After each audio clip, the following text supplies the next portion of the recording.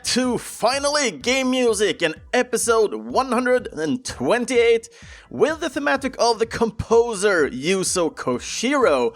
And I'm your host, Kristoffer Schenström. I think I've actually forgot telling you that each and every time I'm doing this podcast in English. But my name is Kristoffer Schenström, and today we're going to take a little bit of a deep dive into Yuzo Koshiro, who he is, where did he start, and how did he get into the whole video game thing? So yeah, just sit back, relax, while I'll just go through what Yuzo Koshiro has been through, and we also enjoy some music. It will be totally a blast, because I myself really love these deep dives into specific composers. It's either these or the interviews that we have that I really enjoy the most. I do like talking about the music and enjoying and getting back into a lot of these music compositions while doing this podcast, but these composer episodes or interviews are the most special ones in my heart, at least when it comes to this podcast. And I don't know about you guys, but let's get going, don't you think? So, who is Yuzo Koshiro? So, Yuzo Koshiro is a Japanese legend when it comes to video game music, today at least, but he was born the 12th of December 1967, and he was born in Hino in Tokyo. When it comes to Yuzo, he comes from a family with a pianist. It was his mother, Tomo Koshiro, and at the age of 3, she taught Yuzo to play piano. And already at the age of 5, he had a strong grasp of the piano itself. Back in 1975, at the age of 8, he began taking music lessons from the acclaimed film composer Yo Hisashi. And I think we all know his name by now, but he's known for composing magical soundtracks to Hayao Miyazaki's films or Studio Ghibli, and also some video games today. More specifically, Ni no Kuni 1 and 2. The reason why he ended up learning with Joe was because Yuzo's mother taught Joe's wife to play the piano. At this time, Joe wasn't as famous as he is today, and was just doing regular jobs in music.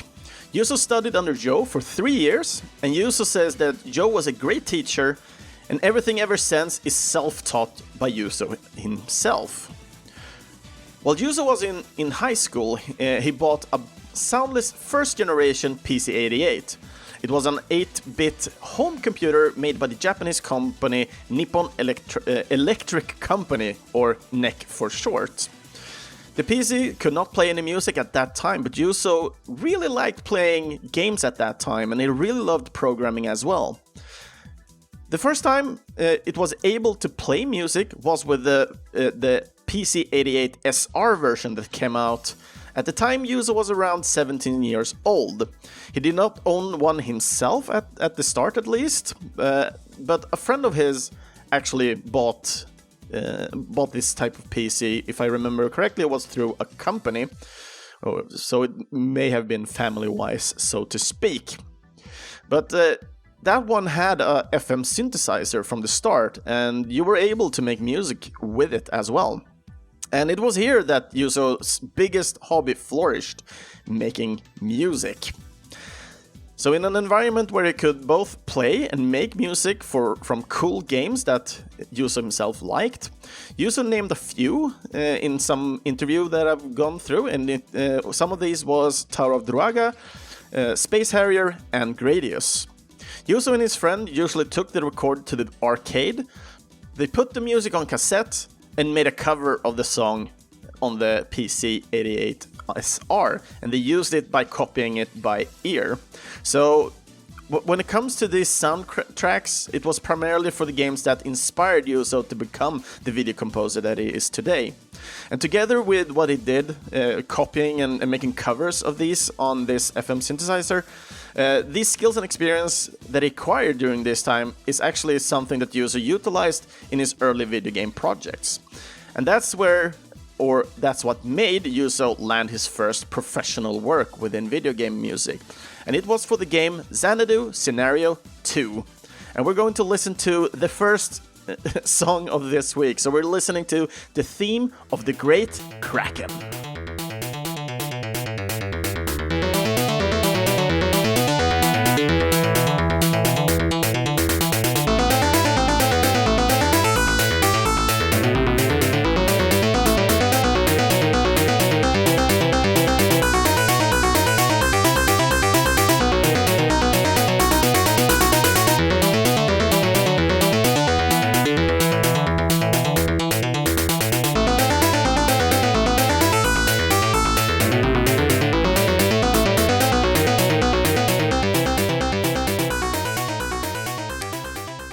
Of the Great Kraken from Xanadu Scenario 2.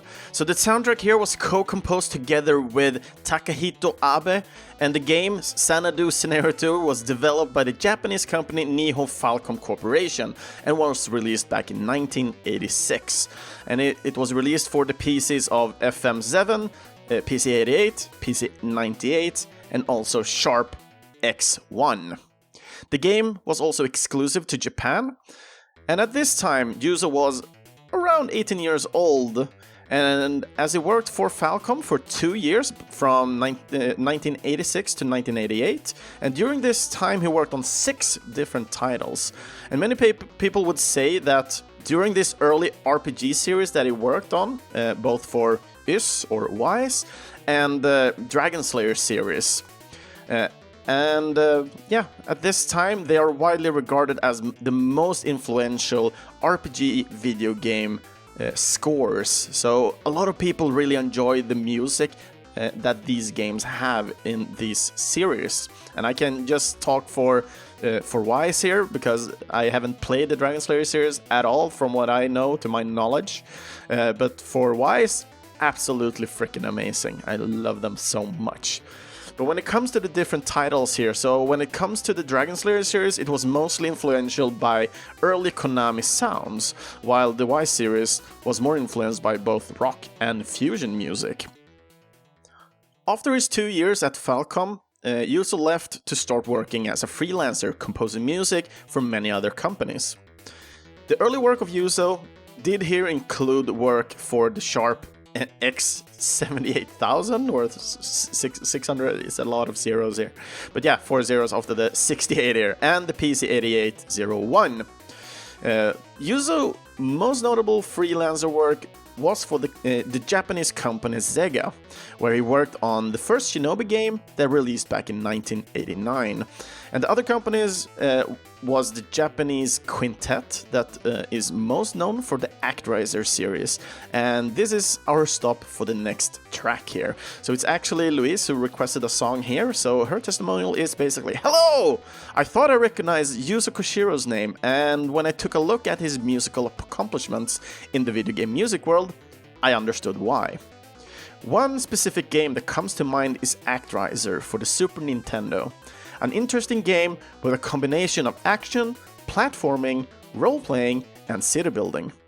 A great game that gets really hard at the end, and I can totally agree with this one. Even from the middle part of this game gets hard, because damn, but it's such a good game." Continuing the testimonial here. So the song that I want to request is a remix song from the game's first level, Fillmore. Keep up the good work.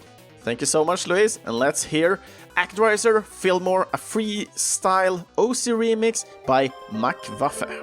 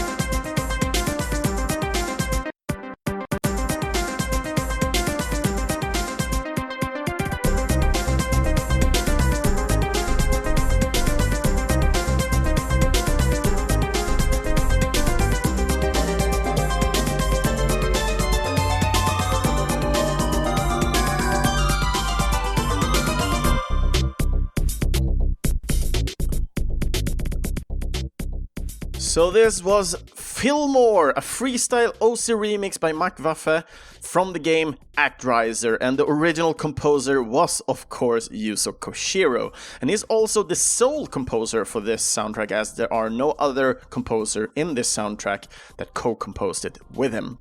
The game itself was developed by Quintet and released back in the 1990. The game was initially released in Japan, but had releases in both US the year after, and the year after the US release also released in Europe. Actraiser even got an arcade release through the Nintendo Super System back in 1992, and also had an eShop release on the Wii back in 2007. So it has a little bit returning rate, so to speak, and it even got some sequels and even spiritual follow-ups, spiritual sequels as well, even though maybe those weren't that, let's say, popular as the original game, so to speak. But as I said before, Yuzo worked as a freelancer for the 2 years, and he worked with Sega, and after the music for Actraiser, he worked on music for the game, at least that I've heard his name through the most, and that game was Streets of Rage. But before we go ahead here, I want to take a little detour here, because during the time period where we have these type of games, we had the game publisher that were super restrictive when it comes to crediting people who worked on the games, and the main reason for that was because they didn't want to lose people to other companies by the headhunting that could occur. So usually we have made up names in the credits, so no one could have a clue on who actually worked on these titles. But things were different for Yuzo, because his names are actually shown in numerous title screens with the composer credit as well. When it comes to Yuzo, he answered a tweet actually about this specific thing, and he wrote there that it wasn't his idea to begin with, it was his dear mother. Yuzo writes that he somehow remembered the reason that it is probably because Yohisashi had told her that the importance of putting the name in the media. Yuzo's mother took this so seriously, and the company basically accepted it readily. Something that most likely helped him to land all these jobs that he in the end got. So when it comes to Yuzo, he worked on a lot of different titles during the upcoming years here. And as stated before, we had Streets of Rage, which was just the first step, and in combination with his freelancer work, he helped his family to start up the family company Ancient Corporation. It was Yuzo, his mother, and his sister that worked at the company at that time. Their first work was to contribute to the development of numbers of games. Sonic the Hedgehog that had released in 1991, and here actually Yuzo rearranged the music from 16-bit to 8-bit, and also this was also one of the games that they basically ported a little bit more than just music, for example. However, he wanted to keep the general feel of the original music from Sonic the Hedgehog, but actually in the end they only used 3 songs from the original game in this version. And the remainder of the songs, Yuzo actually made his own original music. So when looking at the more credits, the upcoming games here, they actually worked on more Shinobi games. We have Streets of Rage following up there, Actraiser 2, and even the Oasis series, or more known in Europe, and I think the US as well, as The Story of Thor. They also worked on Shenmue, but also some new titles like Robotech, which was co-developed between Quintet and Ancient. Yuzo worked on many games and many different genres, and when it comes to one of the first racing games that he worked on, it was actually the game Car Battler Joe that released back in 2001. But I want to listen to music from a game that gives me a hell lot of vibe to Initial D. So let's enjoy the music from One Gun Midnight R and the song Rivals Theme 1.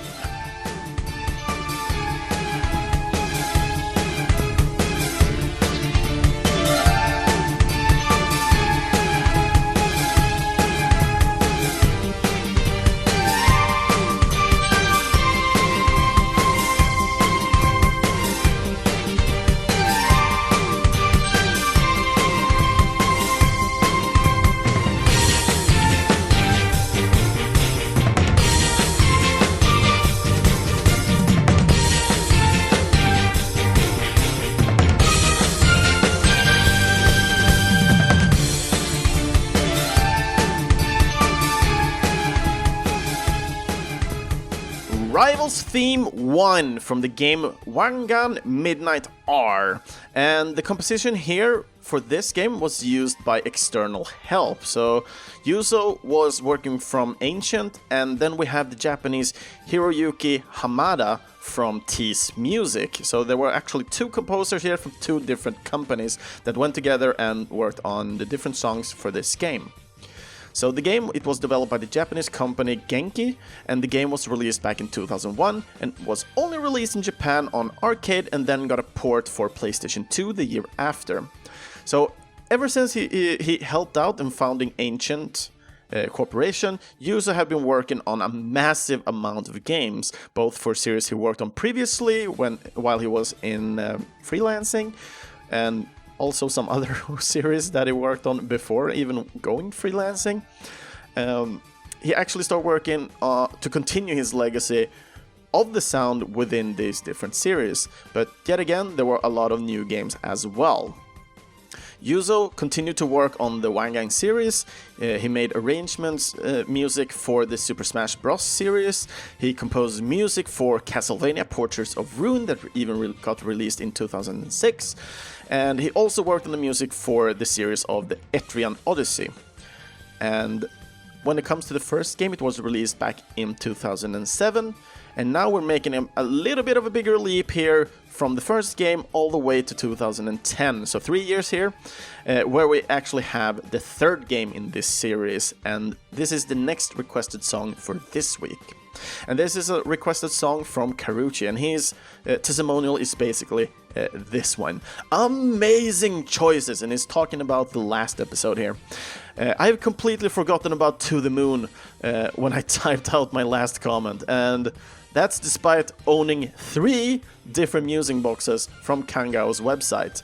Laura Shigara also does a lot of streams these days and is very active on Twitter. She's such a dear. And I really need to get around to be playing her game Rauken. I think that's how you say that name. As well as Finding Paradise. I do own both of them. So speaking on active on Twitter, Yuzo Koshiro posts ever so frequently there as well. Oh man, he's done so much stuff and it's quite impossible to pick out one of his best works. With that said, there is one piece of Yuzo puzzles I feel gets rather neglected even in his fandom. And that is the Etrian Odyssey series. Therefore, my request for the next episode is the end of the Raging Waves from Etrian Odyssey 3, and consider this a banger warning. So let's enjoy the end of the Raging Waves from Etrian Odyssey 3.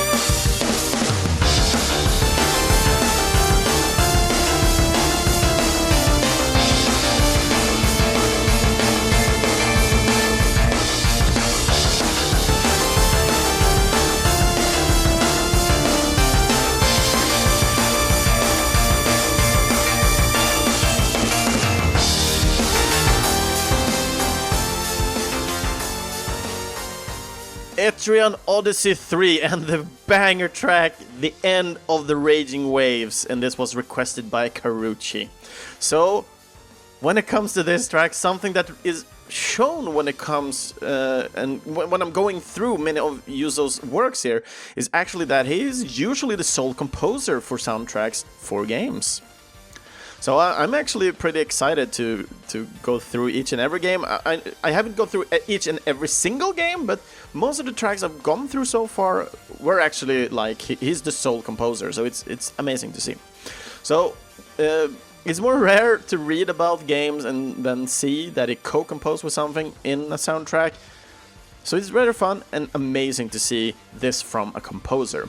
So when it comes to Etrian Odyssey 3, The Drowned City, it was actually composed by himself, and the game was developed by the Japanese company Atlus.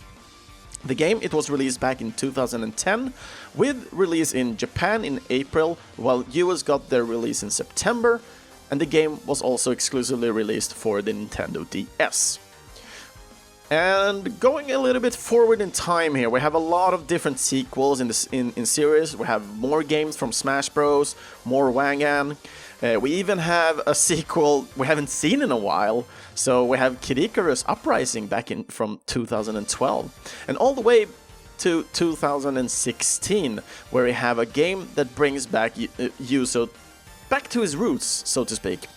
To beat them up roots. And the game I'm talking about is The Takeover. So, looking at this project, it was actually pretty interesting, but I'm going more in depth right after this song. So we're going to listen to the song Yuzo Koshiro's track, that's apparently what it's called, from the game The Takeover.